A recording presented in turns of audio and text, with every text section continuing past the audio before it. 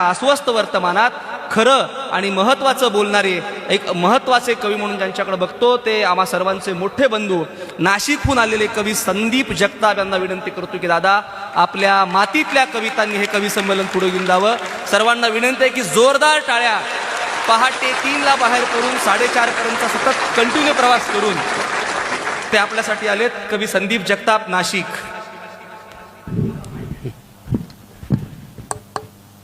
खरं म्हणजे गवस सर बोलल्यानंतर माझ्यासारख्या कवीनं कविता नाही म्हटली तरी चालेल, कारण सरांचं बोलणं हीच सुंदर कविता होती. सरांनी एक महत्त्वाचा प्रश्न मांडला की त्या 20 लाख मुलांनी काय करायचं. खरं म्हणजे मी काही गझलकार नाही गोपालदादा, मी कविता लिहितो, पण मी तुमच्या सगळ्यांकडे बघून कवितेचे पण छोटे छोटे तुकडे म्हटले पाहिजे. आणि मग गवस सरांच्या कवितेच जो विचार आहे तो फक्त 3 ओळींची कविता आपल्यासमोर ठेवतो. माझ्या ह्या संमेलनाचं सगळ्यात चांगलं वैशिष्ट्य काय ते पण सांगतो की तुम्ही ज्या कवीला इतक्या सन्मानानं बोलावलं त्या कवीच्या बापाला आणि चुलत्याला सुद्धा उभं राहिलं हॉलमध्ये जागा नाही. शेवटचं रसिक म्हणून जे उभे ते माझे वडील आणि माझे लहाने चुलते आहे. आणि अशी इतकं गच्च हे संमेलन होतं आहे, हे महाराष्ट्रामध्ये फार दुर्मिळ क्षण आहे. सर जे म्हटले ते माझे वडील शेती करतात, माझे वडील शेतकरी, मी शिक्षक, आणि हे 20 लाख मुलांनी काय करावं ही कविता आपल्यासमोर ठेवतो. मी माझ्या शेतकरी बापावर लिहिली कविता, कारण माझा बाप शेतकरी आहे. मी माझ्या शेतकरी बापावर लिहिली कविता, माझा मुलगा मास्तर बापावर लिहिली कविता, कारण मी मास्तर आहे. मी माझ्या शेतकरी बापावर लिहिली कविता, माझा मुलगा मास्तर बापावर लिहिली कविता.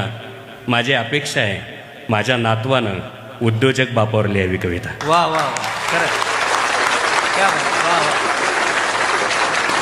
शाहूंच्या नगरीमध्ये आम्हाला लोक प्रश्न विचारतात की तुम्ही देवाला मानतात का. आता मानता म्हटलं तरी प्रॉब्लेम आहे, नाही म्हणावं तरी प्रॉब्लेम आहे. अशा सगळ्या अडचणी येत आहे. मला एकानं प्रश्न विचारला तुम्ही देवाला मानतात का. मी त्याच्यासाठी दिलेलं उत्तर असं आहे की मी देव मानतो. मग तो देव कोणता आहे. मी सांगितलं की हिरव्या होणाऱ्या मातीचा, पेरणाऱ्या हातांचा, हिरव्या होणाऱ्या मातीचा, पेरणाऱ्या हातांचा, पाणी देणाऱ्या ढगांचा एकच असतो रंग, तोच आमचा पांडुरंग, तोच आमचा पांडुरंग.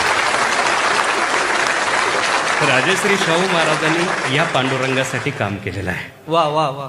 आज त्या पांडुरंगाची परिस्थिती मात्र बिकट आहे, म्हणजे इतकी वाईट आहे की आता त्या शेतीला हिरवं करणाऱ्या त्या शेतीमधल्या स्त्रियासुद्धा शेतीत राहत नाही. आणि म्हणून मी एक कविता लिहिली होती जी आपण कोल्हापूरकरांनी आणि पश्चिम महाराष्ट्रातल्या सगळ्या लोकांनी फार डोक्यावरती घेतली. ती कविता अशी होती की 2 BHK 3 BHK फ्लॅटला तू ताजमहाल म्हणून फसू नको. 2 BHK 3 BHK फ्लॅटला तू ताजमहाल म्हणून फसू नको. 10-5 गुंठ्याचं अंगण आहे तुझ्या बापाच्या घराला, तू खुराड्यात जाऊन बसू नको. क्या बात आहे. वा वा. 2 BHK 3 BHK फ्लॅटला तू ताजमहाल म्हणून फसू नको. 10-5 गुंठ्याचं अंगण आहे तुझ्या बापाच्या घराला, तू खुराड्यात जाऊन बसू नको. मोबाईलवरच्या ॲनिमेटेड पावसात कधीच कोणी भिजत नाही. वा वा. मोबाईलवरच्या ॲनिमेटेड पावसात कधीच कोणी भिजत नाही. शहरामधल्या 5व्या मजल्यावर कुठलंच सुख रुजत नाही. शहरामधल्या 5व्या मजल्यावर कुठलंच सुख रुजत नाही. भिजायचं असेल, रुजायचं असेल तर हवी असते माती. भिजायचं असेल, रुजायचं असेल तर हवी असते माती. आणि वरून खऱ्याखुऱ्या पावसाची सर. आयुष्य करायचं असेल हिरवगार तर पोरी शेतकरी पोराशी लग्न कर. क्या बात. वा वा वा. आयुष्य करायचं असेल हिरवगार तर पोरी शेतकरी पोराशी लग्न कर. नोकरी नोकरी काय करते, नोकर नोकर असतो. ऑफिसमध्ये साहेबांपुढे खाली मान घालून बसतो. नोकरी नोकरी काय करते, नोकर नोकर असतो. ऑफिसमध्ये साहेबांपुढे खाली मान घालून बसतो. इथं बांधाच्या सिंहासनावर आणि रुपेरी आबाळाच्या छताखाली जेव्हा माझा बळी बसतो तेव्हा हिरवागार साम्राज्याचा तो एकमेव सम्राट असतो. क्या बात. वा वा वा वा. क्या बात आहे. वा वा वा वा. परत परत. इथं बांधाच्या सिंहासनावर आणि रुपेरी आबाळाच्या छताखाली जेव्हा माझा बळी बसतो तेव्हा या हिरव्यागार साम्राज्याचा तो एकमेव सम्राट असतो. त्याला पेन्शनचं कधीच नसतं टेन्शन. नवी का जुनी. क्या बात, वा वा वा वा. त्याला पेन्शनचं कधीच नसतं टेन्शन, कारण माती कधीच रिटायर होत नाही. आहा, वा वा वा, क्या बात आहे, वा वा. त्याला पेन्शनचं कधीच नसतं टेन्शन, कारण माती कधीच रिटायर होत नाही. पायलीभर पेरले दाणे तर पोटापुरतं पिकून देते काळी आई. वा वा.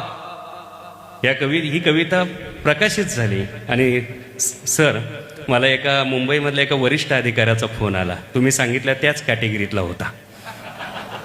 त्याने प्रामाणिकपणे कबूल केलं की दादा तुझी कविता ऐकली, मी प्रचंड पैसे कमावले, मी डेप्युटी कलेक्टर होतो, प्रांत होतो, सगळे फ्लॅट घेतले, प्लॉट घेतले, सगळं केलं, पण माझ्या इतकं माझं पोरगं हुशार नाही निघालं. आज मुंबईमध्ये माझं पोरगं टॅक्सी चालवत आहे. आणि त्याने पुढलं वाक्य सांगितलं ते फार भारी होतं. तो म्हटला, दादा तुझी कविता ऐकल्यानंतर मला कळलं की नोकरी ही 25-30 वर्षाची सोय आहे, शेती ही पिढ्यानपिढ्यांची सोय आहे. वा वा, क्या बात, वा वा. मी लिहिलं की माती कधीच रिटायर होत नाही, पायलीभर पेरले दाणे तर पोटापुरतं पिकून देते काळी आई. म्हणून पोरी तुला आणि तुझ्या पुढल्या पिढ्यांना उपाशी राहायचं नसल तर शेतकरी पोराशी लग्न कर, शेतकरी पोराशी लग्न कर, शेतकरी पोराशी लग्न कर. कविता हा समाजाच्या बदलाचाच भाग आहे असं मानणारा आणि लिहिणारा मी कवी आहे.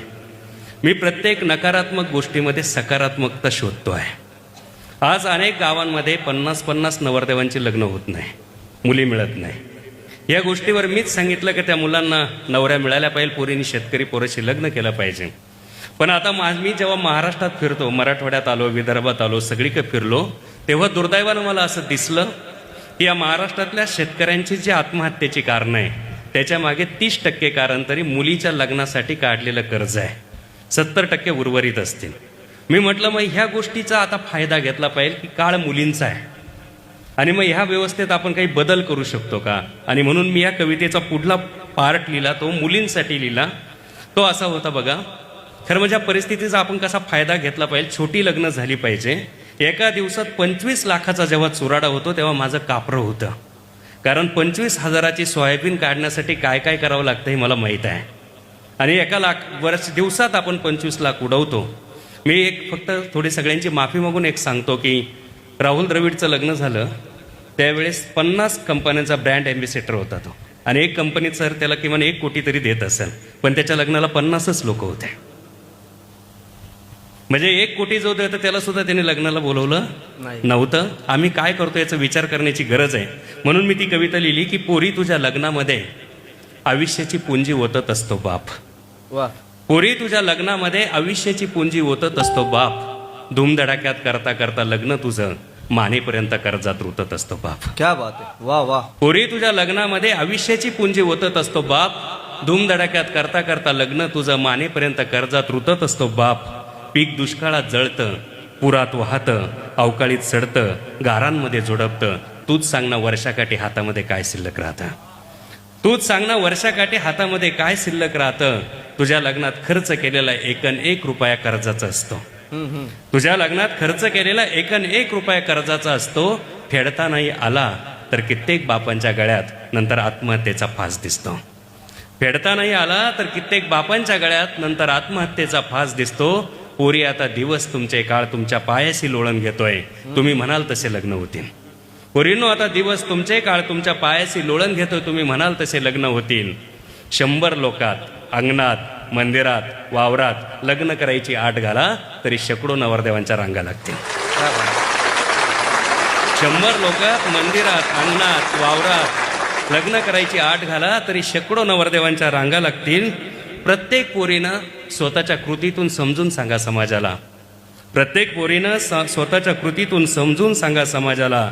बँक्वेट हॉलमधील साखरपुडा, बँक्वेट हॉलमधील साखरपुडा, महागडे कपडे, लक्झरी फर्निचर, लाखोचं प्री वेडिंग शूटिंग, डीजेवरची मेहंदी, हजारो लोकातली हळद आणि रक्त शोषून उधळपट्टी करणारं लग्न, या सगळ्यांना फाटा देऊन साधं लग्न करण्याचा माझा पण नवा आहे.